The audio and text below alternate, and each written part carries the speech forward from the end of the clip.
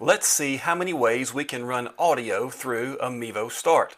And while we're at it, let's see how many microphones we can hook up to it at one time. Today on My Favorite Things.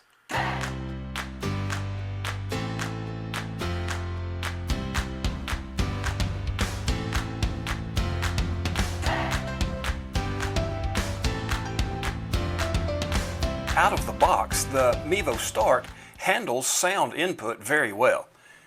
It comes with built-in a 3 microphone array that you can see across the top of the Mevo itself here.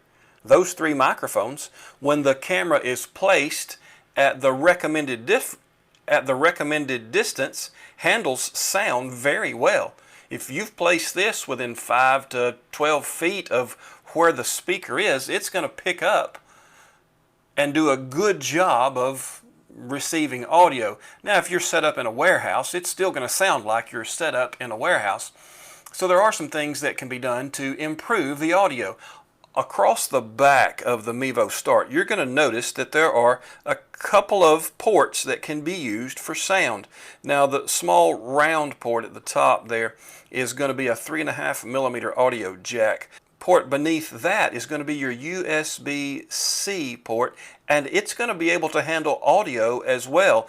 You have to use an adapter, but the ability to put audio into both of those is a great plus. We'll begin by hardwiring a couple of microphones into the back of the Start. In the 3.5mm port, we have the Rode lavalier mic plugged in, and in the USB-C port, we have an adapter which is then plugging into the Rode VideoMic Me. Switching over to the Start, we'll call out the microphones that are connected to the back of the Start. The Mevo auxiliary line here just under the output, that's going to be the Rode Lav mic that is connected to the 3.5mm port. The next line is going to be the iPad microphone, which is what you're hearing my voice through. Unfortunately, to see the monitor and how it is picking up sound for all of them, I had to leave all of the microphones on, which may affect the sound quality of this particular segment negatively. And then you see the USB audio, that is the USB-C port, that is the Rode VideoMic Me has adapted into the USB-C port on the back of the Start. One thing we should note, when plugging into the 3.5mm port on the back of the Start, it does switch off the built-in 3 microphone array. So you can't use both the built-in microphone and the 3.5mm port at the same time. You do lose that functionality when using the 3.5mm port on the back of the Start. Now here's where I think things get interesting. Being able to plug in multiple wireless microphones to the Start to mic as many people as possible wirelessly should be exactly what a lot of folks need the way the Mevo Start is set up to be used.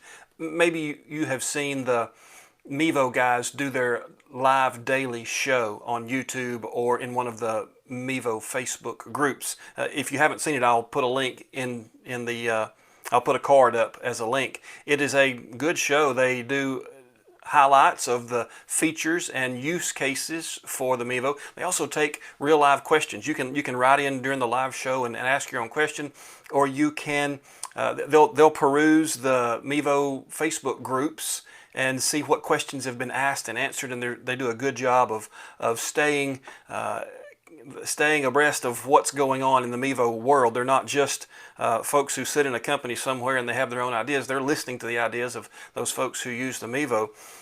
But let's go over to the sound panel of the Mevo Start right quick.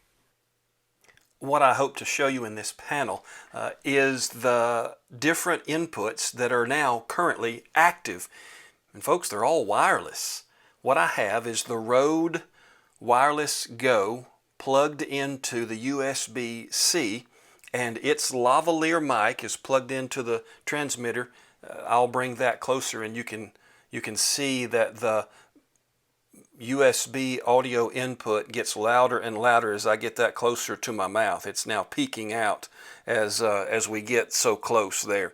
You can see that the Mevo auxiliary input, which is going to be the 3.5mm, is also connected. Now that's the Saramonic Blink 500 system that comes with 2 wireless transmitters and lapel mics. Both of those wireless transmitters are hooked up right now.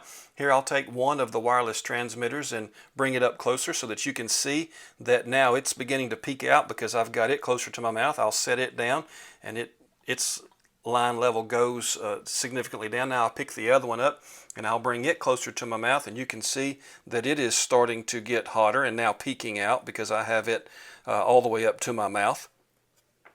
That's 3 wireless microphones all hooked into the Mevo Start, plus the iPad microphone, hardwired, yeah, sure. But imagine this, someone's running a show, running an interview, running a panel discussion. The person who's actually doing the production part of it is behind the iPad. He's pointed the Mevo camera toward the panel. And the members of your panel are each mic'd as well. I have here one of the Ceramic Blink 500 microphones, not with the lav, but mounted in my 3D printed microphone holder. I've put my windscreen on top, but there it is. It's connected, just like my other one is. The battery's a little low on that one, but you can see 2 microphones for your panel. You've got the Rode Wireless Go with its lapel mic running into the Start as well. Here's what it looks like on the back of the Start. You've got both receivers here, the Ceramic and the Rode on the back of the Start. This is the thing that I am most excited about, the number of audio inputs you can put into the back of a Mevo Start, because it frees you up to do a whole production still from one camera. A lot of people need to run sound from the back of their building where a soundboard is to the front where the Mevo is mounted. And this is where the Rode Wireless Go shines. It is a 6 millisecond latency. So to run audio out of your soundboard and into the transmitter of the Rode Wireless Go, that then will send its sound to the receiver plugged into the back of the Mevo Start, is an incredibly successful solution for a lot of people to get wireless sound out of a soundboard and into the Mevo Start.